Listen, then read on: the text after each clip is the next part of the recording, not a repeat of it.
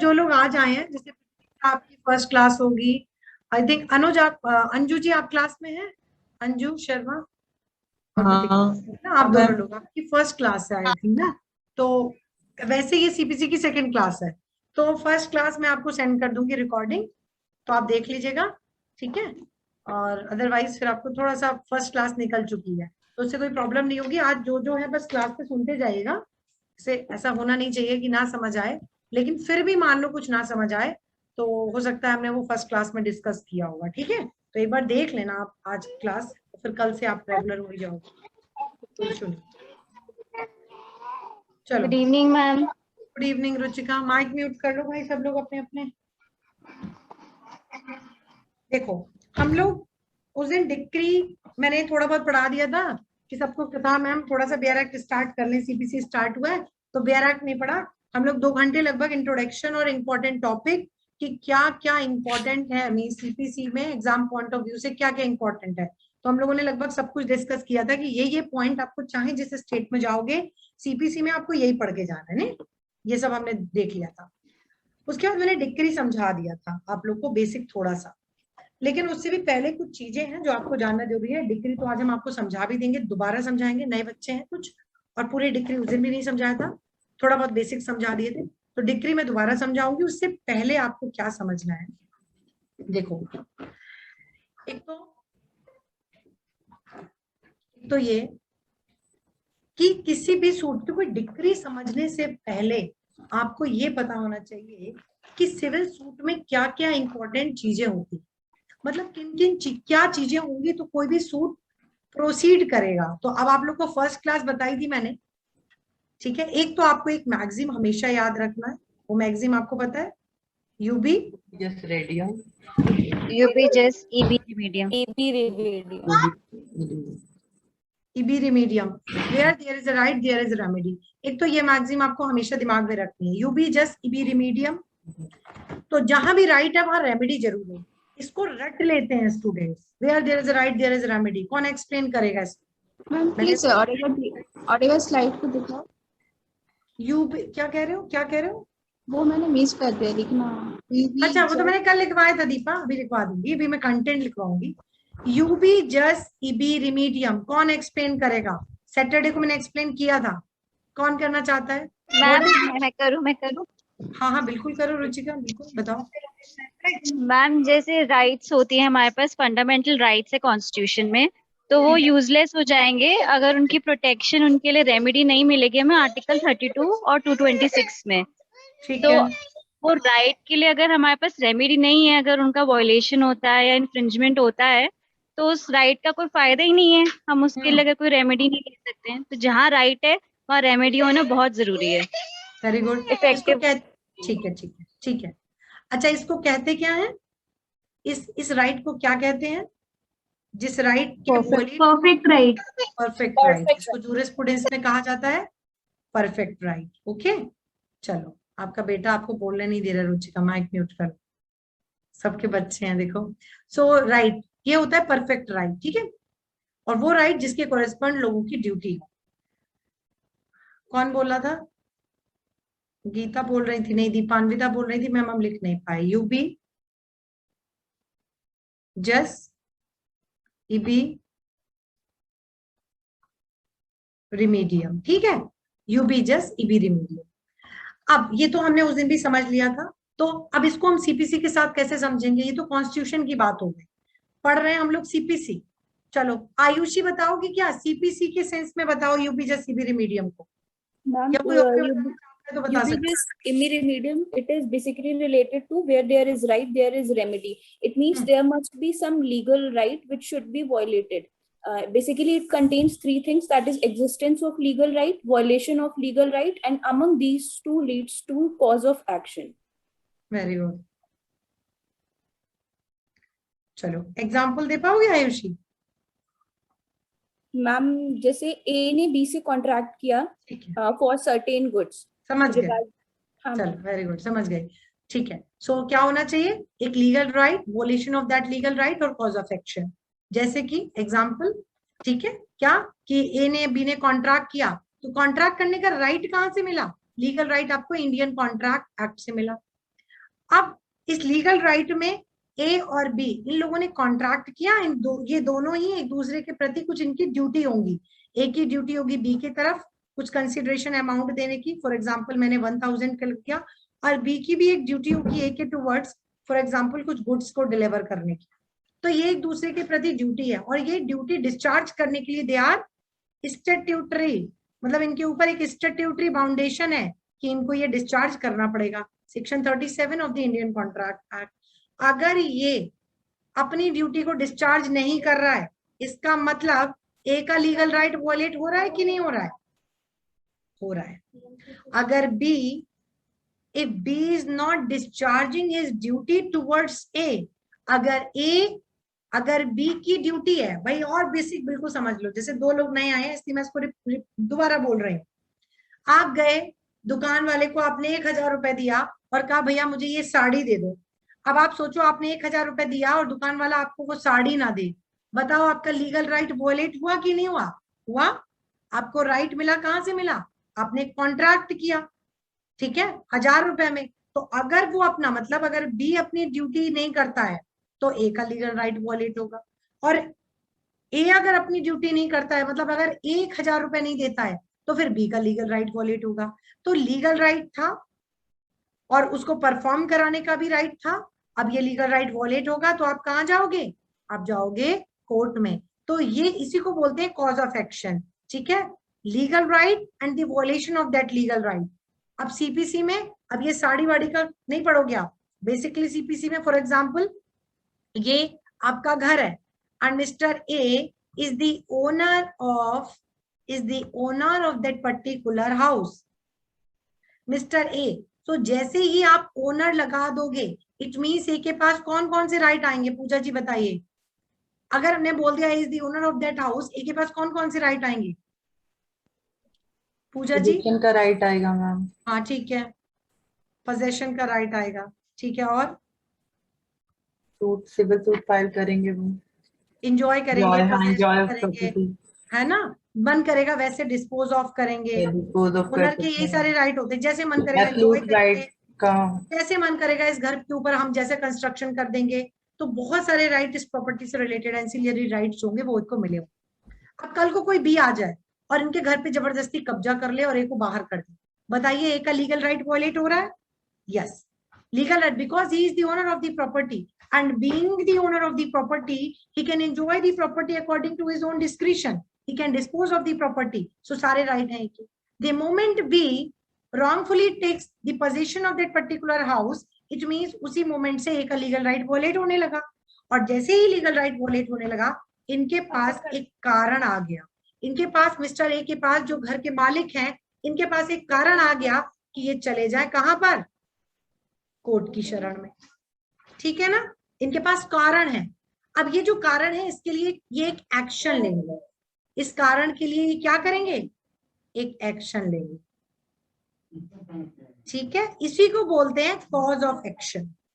सो ये एक्शन क्या कि इन्होंने एक सूट दायर किया, एक सूट इंस्टीट्यूट किया। तो ये मिस्टर ए का जो एक्शन है क्या, सूट इंस्टीट्यूट करने का, इसके पीछे का कॉज क्या है बताओ जरा? इनका लीगल राइट का वॉल्यूशन। सबको समझ आ रहा है? Violation of legal right. So cause of action, simple सा मीनिंग क्या हो गया? What do you mean by cause of action? So cause of action is the violation of legal right. Cause of action, court पूछेगी what's your cause of action, आप क्यों आए हैं court में? तो आप क्या बोलोगे? सर मेरा ये लीगल राइट था, मैं ओनर हूँ, मुझे घर को इस्तेमाल करना था, मिस्टर भी 4 गुंडों के साथ घुसा है, मुझे घर से बाहर कर दिया, सो मैं चाहता हूँ कि मुझे मेरे कब्जे दिलाया जाए और इनके अगेंस्ट में एक इंजंक्शन जारी कर दिया जाए, मिस्टर बी के अगेंस्ट में एक स्टे ऑर्डर लगा दिया जाए कि जीवन में कभी ऐसा काम नहीं करेंगे। दूसरी बात, इन्होंने जो मेरे साथ गलत किया इसके लिए मुझे कुछ कॉम्पनसेशन वगैरह भी चाहिए, ठीक है ना, और मुझे ओनरशिप मेरी डिक्लेयर भी कराई जाए। तो ये बहुत सारे इनको क्या चाहिए होंगे? रिलीफ चाहिए होंगे। ओके, समझ गए? जो नए स्टूडेंट है उनको भी कोई प्रॉब्लम तो नहीं है? कॉज ऑफ एक्शन मतलब क्या होता है? No ma'am. ओके, चलो। अब आपने एक और टर्म सुना होगा, आपने एक टर्म सुना होगा रेमेडी, दोनों ही आ रहे हैं, और रिलीफ। रेमेडी और रिलीफ में क्या डिफरेंस है, कौन बताएगा? कहीं कहीं मैंने क्रैश कोर्स में शायद बताया भी होगा। What is the difference between remedy and relief? Ma'am मैं बताऊं? हाँ बताओ बताओ। मैम रेमेडी जो है वो ऑप्शन होता है कि आपके पास क्या ऑप्शन है, मतलब कोर्ट में जाने के लिए मान लो आपके पास ऑप्शन तो बहुत सारे हो सकते हैं, बट रिलीफ वो होता है जो उसमें से कोर्ट एक्चुअली ग्रांट करता है। ठीक है, या आपने क्लेम किया होता है, ये भी ठीक है, ये भी ठीक है। आप इसको ये भी बोल सकते हो नीरज कि जो आपने रिलीफ क्लेम किया है, जैसे इंडियन कॉन्ट्रैक्ट एक्ट आपने पढ़ा होगा, सेक्शन 73 पढ़ा होगा, और क्या कहता है, ए और बी ने कॉन्ट्रैक्ट किया, ओके, बी ने इस कॉन्ट्रैक्ट को क्या कर दिया, ब्रीच कर दिया, अग्रीव्ड कौन हो गया, ए हो गया। ये क्या करेगा, कॉज ऑफ एक्शन है के पास, ये कहाँ जाएगा, कोर्ट जाएगा। ये कोर्ट जाकर क्या, अब इसके पास रेमेडी क्या क्या अवेलेबल है। In case of breach of contract the remedies, जो रेमेडी अवेलेबल है वो क्या क्या है, कौन बताएगा? Damages, specific performance, yes, specific performance of contract, yes, third is injunction. इसको कहते हैं रेमेडी। ये 3 रेमेडी इंडियन कॉन्ट्रैक्ट एक्ट में अवेलेबल है। इनमें से आपने, अब आप जब प्लेंट दायर करोगे, आप इस प्लेंट में आपके ऊपर है कि मिस्टर ए ने इन जो रेमेडी अवेलेबल है उसमें से किस किस को क्लेम किया है। तो आप क्या रिलीफ चाहते हो कोर्ट से, और कोर्ट ने फिर जो ग्रांट किया होगा, तो रिलीफ जो आपने क्लेम किया, जो कोर्ट ने ग्रांट किया, रेमेडी जो statutory remedy in case of violation आपको अवेलेबल क्या क्या है, और उनमें से आपने क्या क्या चुना, वो आपका रिलीफ है। ठीक है, चलो अभी नेक्स्ट टॉपिक हमारा है, सेक्शन 2 आने से पहले एक और थ्योरेटिकल टॉपिक है, उसको भी थोड़ा समझ लो, और उस पर मैं लिखवाऊंगी। वो जब आप लिख लोगे उसके बाद ही मैं डिक्री पर आऊंगी, और आज मैं डिक्री लिखवा भी दूंगी। What is the difference between preliminary and, हाँ बोलो, कोई कुछ बोल रहा है क्या? हर्ट क्या बोलिए मैम, स्पेसिफिक परफॉर्मेंस डैमेज और हर्ट क्या था? इंजंक्शन, इंजंक्शन, इंजंक्शन, इसको हिंदी में बोलते हैं व्यादेश, व्यादेश बोलते हैं। चलो नेक्स्ट इंपॉर्टेंट टॉपिक है, आप सबको पता है। देखो एक बात मैं बताऊं, सीपीसी को एकदम कॉमन सेंस से पढ़ना। पहली चीज, सीपीसी क्या, हम तो हर सब्जेक्ट को बोलते हैं, बिल्कुल कॉमन सेंस से पढ़िए, एकदम लॉजिकल होके पढ़िए, तो कानून बहुत आसान है। जितना इसको टिपिकल जबरदस्ती बनाओगे उतना ही टफ बनता है, कुछ भी टफ नहीं है, और सीपीसी बहुत आसान है। ठीक है, यही समझ के पढ़ोगे तो समझ आएगा। अब जैसे आपका एक टॉपिक है, इसको बोलते हैं एसेंशियल्स ऑफ सूट। बताओ कॉमन सेंस क्या कहता है? अब अगर मैं आपसे ऐसे पूछ लूं सीपीसी में बताइए एसेंशियल्स ऑफ सूट, हो सकता है आप डरो, थोड़ा सा अंदर आए कि मैंने ये टॉपिक नहीं पढ़ा, लेकिन अगर मैं कॉमन सेंस कहूंगी, जितना भी फर्स्ट सेकंड क्लास पढ़ा आपने, या जो आपका कॉमन सेंस कहता है, आपको क्या लगता है क्या एसेंशियल्स होंगे एक सूट की? बताओ, एक एक करके बताओ। आप सबसे पहले क्या होना चाहिए? There must be 2 parties, है ना? वेरी गुड, उनका, उनमें से किसी एक का लीगल राइट इन्फ्रिंज होगा। ठीक है। कॉज ऑफ एक्शन क्या होगा?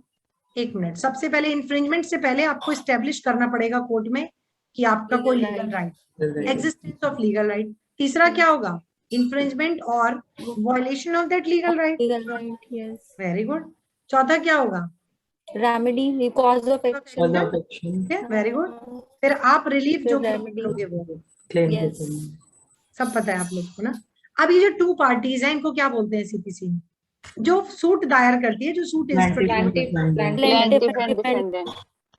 और जिसके अगेंस्ट होता है उसको क्या बोलेंगे? डिफेंडेंट। डिफेंडेंट। आपको ये भी पता है। लीगल राइट, लीगल राइट क्या होता है? ये डिपेंड करेगा सब्जेक्ट मैटर, किस चीज पर। तो लीगल राइट हो सकता है प्रॉपर्टी से रिलेटेड भी हो सकता है, और legal right personal. Legal right matter in issue होगा क्या?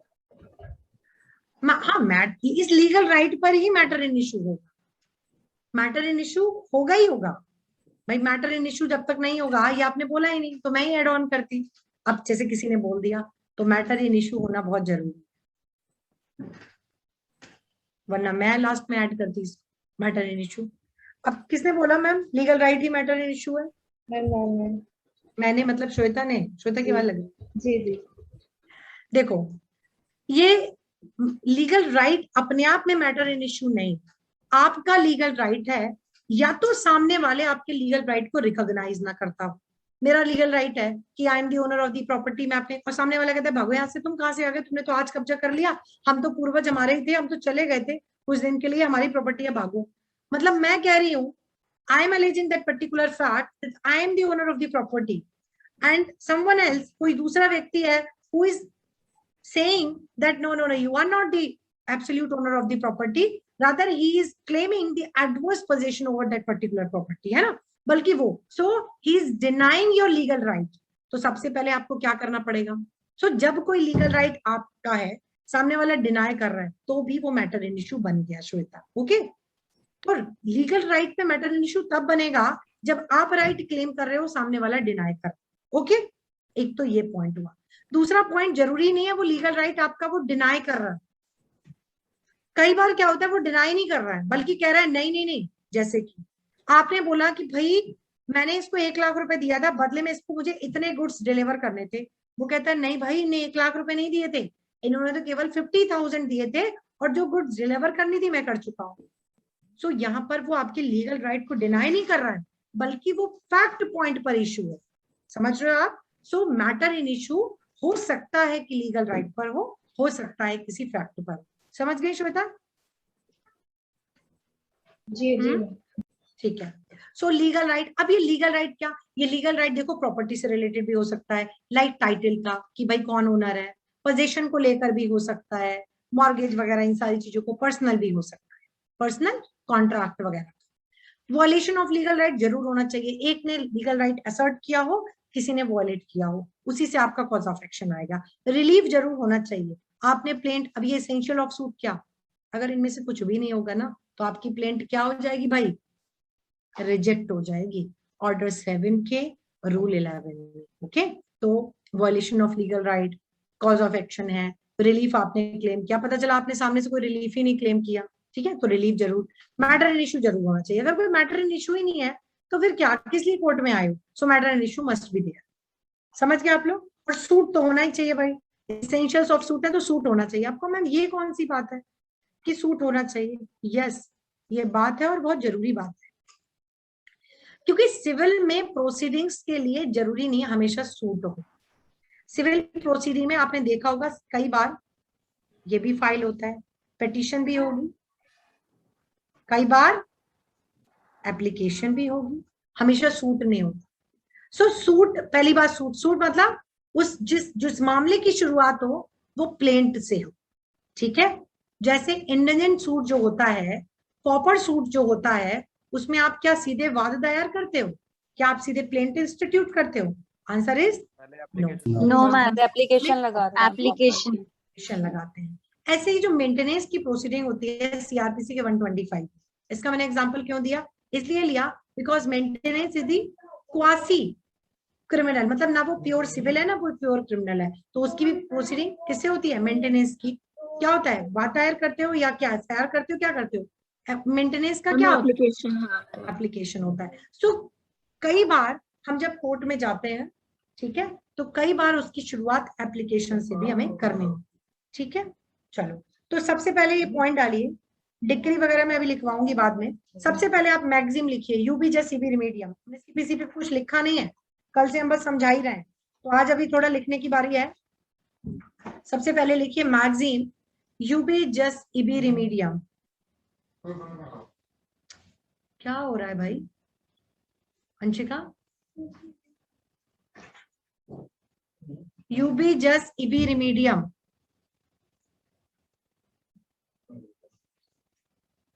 यूबी जस्ट इबी रिमीडियम।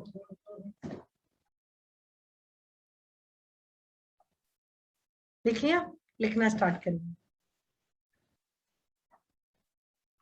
According to the maxim ubi jus ibi remedium, according to the maxim ubi jus ibi remedium, और ये मैक्सिम शॉर्ट में लिखने को आती है। और एक्चुअली तो ये मैक्सिम कौन से सब्जेक्ट में आप लोग पढ़ते हो बताओ जरा, लॉ ऑफ टॉर्ट में पढ़ा है, टॉर्ट्स में पढ़ते हो, और इस पर एक बहुत फेमस केस है, किसको पता है,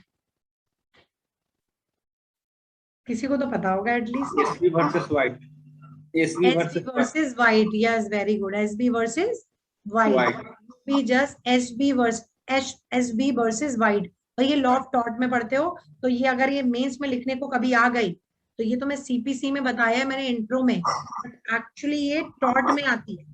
ठीक है, तो यूपी जस्ट सीबी रिमीडियम टॉट की कोई भी बेसिक बुक होगी आपके पास, ये मैगजीन जरूर होगी। और एसबी वर्सेस वाइट के केस में कोर्ट ने पहली बार इस मैगजीन को प्रोपाउंड किया था और उन्होंने कहा कि भाई लीगल राइट एक अलग चीज है। यहीं पे मैं बता दूं, लीगल राइट अलग चीज होती है। जैसे कि आप सभी का राइट है वोट डालने का, यही फैक्ट थे ना इस केस। आप हम सबका राइट है वोट डालने Yes, का। ma'am. मान लीजिए मुझे ये प्लेस पर वोट डालने जाना है, ठीक है, मुझे इस प्लेस पर वोट डालने जाना है। जो ऑफिसर वहां पर हैं उन्होंने मुझे वोट डालने से रोक दिया, मुझे वोट नहीं डालने दिया। ठीक, तो ये बताइए मेरा लीगल राइट है, राइट टू वोट। आपका अब यहाँ तो भारत में अपना कॉन्स्टिट्यूशनल राइट भी है, स्टैट्यूटरी राइट भी है, तो हमें वोट डालने का राइट है, लीगल राइट। अगर किसी ने मुझे वोट नहीं डालने दिया तो मेरे इस लीगल राइट का वॉयलेशन हुआ कि नहीं हुआ? हो गया, वॉयलेशन ऑफ लीगल राइट हो गया। ये गए कोर्ट में। अब इनको जिस कैंडिडेट को वोट डालना चाहते थे, भले से ये वोट डाल नहीं पाए, स्टिल ये जो था जीत गया, स्टिल वो जीत गया। इन्होंने वोट नहीं डाला फिर भी जीत गया। ये कोर्ट में गए इस ऑफिसर के अगेंस्ट में जिसने रोका था कि मेरा लीगल राइट वॉलेट हुआ। इसने कोर्ट में कहा कि फर्क क्या पड़ता है, लीगल राइट वॉलेट हुआ, आपको कुछ डैमेज तो हुआ नहीं, आपको कुछ डैमेज तो हुआ नहीं। अगर आपको कुछ क्षति होती, मतलब कोई डैमेज होता, अगर आपके ये कैंडिडेट हार जाते तो हम कहते आपको डैमेज हुआ, आपको नुकसान तो कोई हुआ नहीं। कोर्ट ने फिर एक और मैगजीन निकाली, क्या बोलते हैं इसको, injuria Sign damage. Injuria sine damnum. इसको क्या बोलते हैं, इंजरी विदाउट Damage. डैमेज। इसको बोलते हैं इसका मीनिंग होता है इंजरी विदाउट डैमेज। तो कोर्ट ने कहा भाई लीगल राइट में इसको, जैसे ही किसी का लीगल राइट वॉलेट होता है वैसे ही क्या हो जाती है, इंजरी। और भले अगर उसको इंजरी मतलब उसका लीगल राइट वॉलेट हुआ मींस इंजरी, आपको डैमनम डैमेज प्रूफ करने की कोई नीड नहीं। और यहां पर पाया गया कि इसके पास बिल्कुल कॉज ऑफ एक्शन है, भले से कोई डैमेज नहीं। ठीक है, तो ये लॉ ऑफ टॉट का टॉपिक है, अगर जहां पे भी टॉट सिलेबस में है, लाइक यूपीजे के मेंस में है, तो यूपीजे के मेंस में है ना टॉट, तो वहां पर ये इंपॉर्टेंट हो सकता है। तो अगर कहीं मैंने ये इसलिए बोला है, कहीं मेंस में अगर आपको ये यूपीजे सीबी रिमीडियम आ गई तो ऐसा मतलब नहीं है कि मैं सीपीसी में लिखवा रही हूँ तो आप इतना ही लिखोगे, आप एसबी है आई थिंक। बताओ जरा क्या है इसका स्पेलिंग क्या है? Ma'am ASHBY। ठीक है, ठीक ठीक है, Yes, we were. Ashby versus white, Right. यही स्पेलिंग है इसकी, एशबी वर्सेस वाइट। तो इसको थोड़ा ध्यान रखना, इस पॉइंट ऑफ व्यू से भी मेंस में आती है, 10 नंबर की एक यूपी जैसे सीबी मीडियम आता है, तो इसको इस पॉइंट ऑफ व्यू से भी ध्यान रखिएगा, वरना पता चला मैम ने सीपीसी में लिखवाया उतना ही लिख के चले। चलो, सो यूपी जैसे सीबी मीडियम लिख लिया, अब लिखना स्टार्ट करिए। अकॉर्डिंग टू दिस मैगजीन, इस लैटिन मैगजीन के अनुसार, इस लैटिन मैगजीन के अनुसार there has to be a remedy. According to this magazine, there has to be a remedy wherever there is a legal right, wherever there is a legal right। तुम्हारी पूजा होनी है, चिंता ना करो, ठीक है, या तो कमरे से बाहर हो जाओ। There is a legal right। इस लैटिन मैगजीन के अनुसार, एक मिनट होल्ड करिए।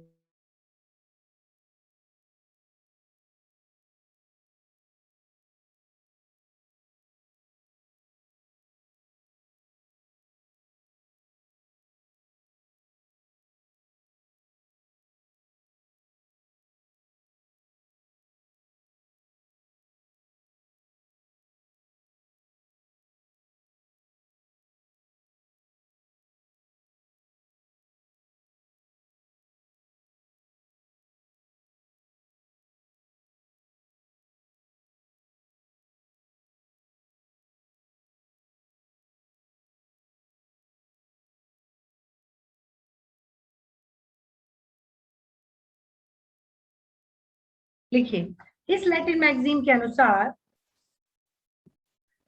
जहां भी विधिक अधिकार हो वहां उपचार अवश्य होना चाहिए।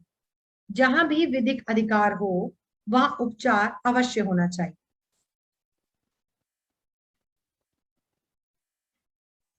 उपचार अवश्य होना चाहिए। आगे लिखिए, a mere declaration of remedy, a mere declaration of remedy, a mere declaration of remedy by substantive law, a mere declaration of remedy by a substantive law would not be sufficient. क्या कह रहे हैं कि भैया केवल substantive law में आपने declare कर दिया, इंडियन कॉन्ट्रैक्ट एक्ट में आपने लिख दिया कि अगर किसी ने वॉयलेट किया तो डैमेजेस मिलेंगे, आपको इंजंक्शन हो जाएगा, 37 कह दिया बाउंड है, स्पेसिफिक परफॉर्मेंस हो जाएगा, एसआरए में कह दिया। तो इन्होंने कहा mere declaration of remedy would not be sufficient, rather क्या होना चाहिए, there has to be effective mechanism for that particular remedy. तो उसके लिए हमारे पास एक मैकेनिज्म होना चाहिए। लिखिए, rather there has to be effective mechanism for the enforcement of remedy. For the enforcement of remedy which has been provided by substantive law. Hindi में आगे लिखिए, हिंदी में लिखिए मैम। एनफोर्समेंट ऑफ, पूरी लाइन बोलो। For the enforcement of, mechanism for the enforcement of, for the enforcement of remedy होगा, for the enforcement of remedy which has been declared by substantive law. Hindi में लिखिए, मौलिक विधि के अंतर्गत जो भी, मौलिक विधि के अंतर्गत जो भी उपचार बताए जाते हैं उनकी उद्घोषणा करने से या उनकी उद्घोषणा ही पर्याप्त नहीं होगी, बल्कि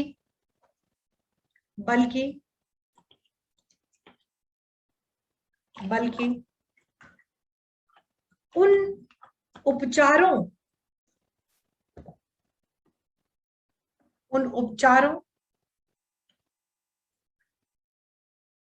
को लागू करने के लिए या प्रभावी बनाने के लिए, उन उपचारों को लागू या प्रभावी बनाने के लिए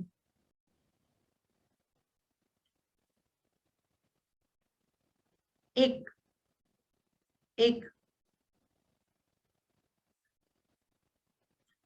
प्रभावशाली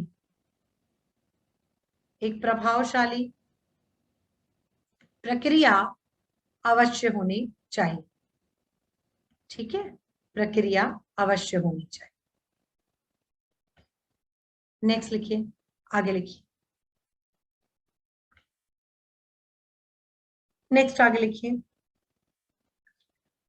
सो civil procedure code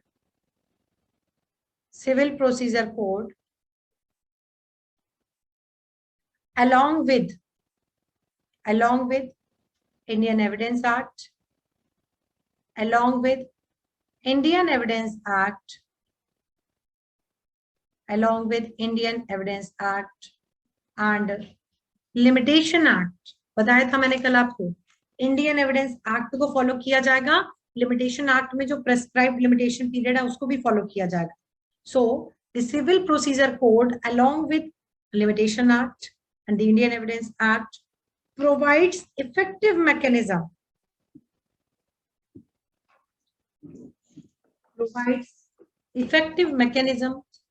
for the enforcement of such legal rights.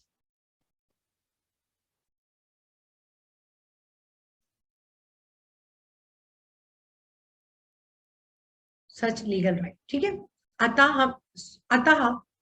अतः सिविल प्रक्रिया संहिता भारतीय साक्ष्य अधिनियम एवं लिमिटेशन एक्ट के साथ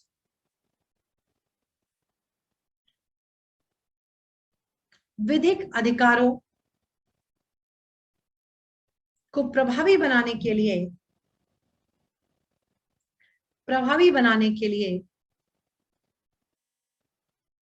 प्रक्रिया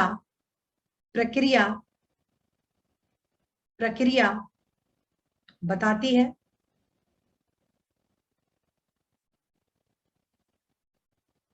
ठीक है,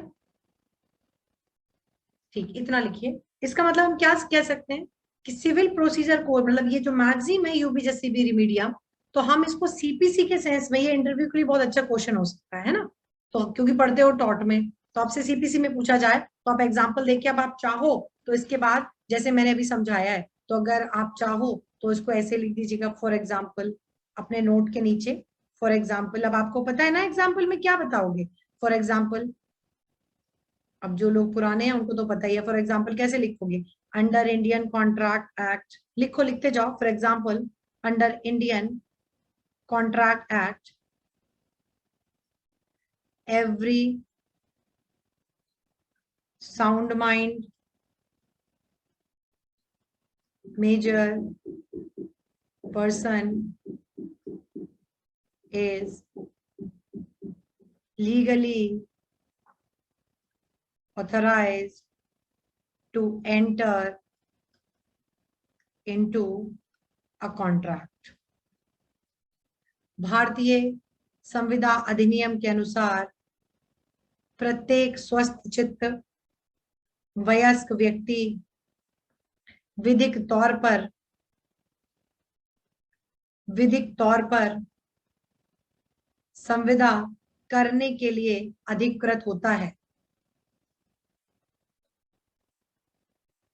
प्रोवाइडेड, या प्रोवाइडेड ना लिखकर आप लिख दो, बट सब्जेक्ट टू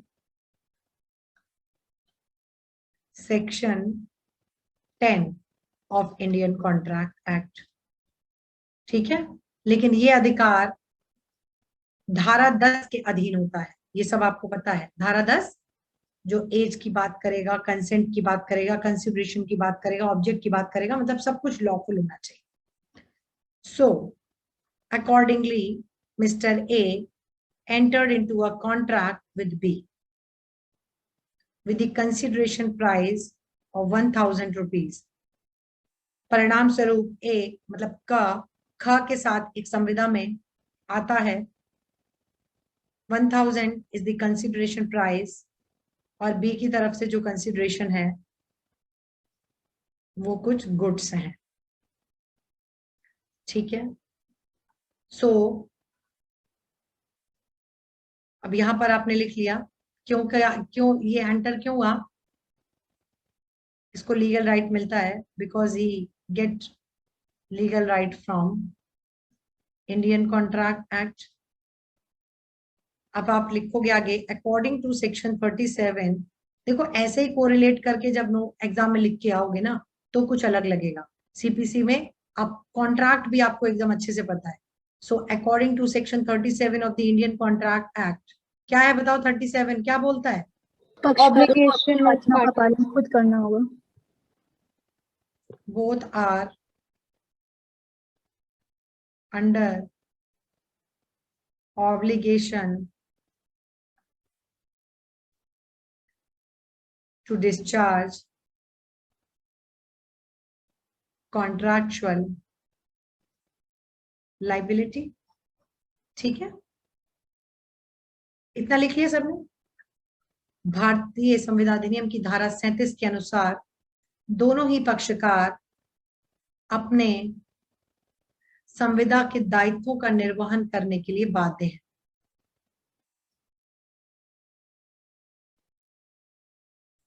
और जो बी की ड्यूटी है वो ए का राइट होगा, जो ए की ड्यूटी है वो बी का राइट होगा। ठीक है, अब इन केस ऑफ वायलेशन और in case of breach of such contractual obligation, इसको मैं हटा दूं जो मैंने लिखा था, आप लिखते जाओ। Yes, ma'am. Yes, ma'am. Okay. So in case of breach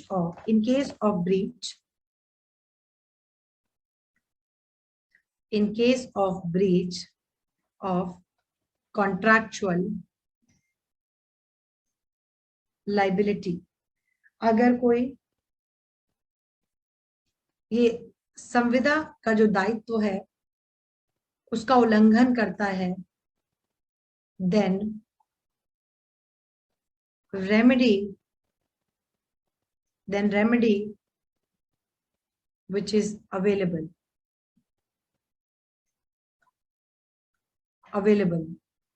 क्या क्या है वो आप 3 लिख लेना। Remedy which are available under Indian contract act, कुछ आपको सेक्शन 73 में ही अवेलेबल है। The remedies which are available आपको पता है क्या क्या है। Damages, number 2 again specific performance of contract, और नंबर 3 पर लिख लीजिएगा इंजंक्शन, पहला प्रतिकर। तो अगर कोई इसका उल्लंघन करता है तो जो उपचार हैं प्रतिकर, दूसरा है संविदा का विनिर्दिष्ट अनुपालन, और चौथा इसको बोलते हैं व्यादेश। प्रतिकर, विनिर्दिष्ट अनुपालन और व्यादेश, तो ये 3 आपको रेमेडी। फिर आप लास्ट की लाइन अंडरलाइन करके अपने मेंस में लिख सकते हो, और वहां पर आप बोलोगे ये जो रेमेडी है, ठीक, और इस रेमेडी के लिए जो स्पेसिफिक परफॉर्मेंस ऑफ कॉन्ट्रैक्ट है, मतलब स्पेसिफिक रिलीफ एक्ट आप बोलोगे, सॉरी आप बोलोगे स्पेसिफिक रिलीफ एक्ट। बताइए यही इसको मतलब एक्चुअल सेंस अगर इस मैगजीन को देता है तो specific relief act, CPC, Indian contract act, ये मिलकर इसको एक एक्चुअल सेंस दे रहे हैं कि नहीं दे रहे हैं? दे रहे हैं ना, क्योंकि इसमें बताया है कि अगर वॉयलेट होगा तो आप स्पेसिफिक परफॉर्मेंस ऑफ कॉन्ट्रैक्ट के लिए भी वाद दायर कर सकते हैं। ये आपका एसआरए में रिलीफ है, ये आपका सीपीसी में रिलीफ है,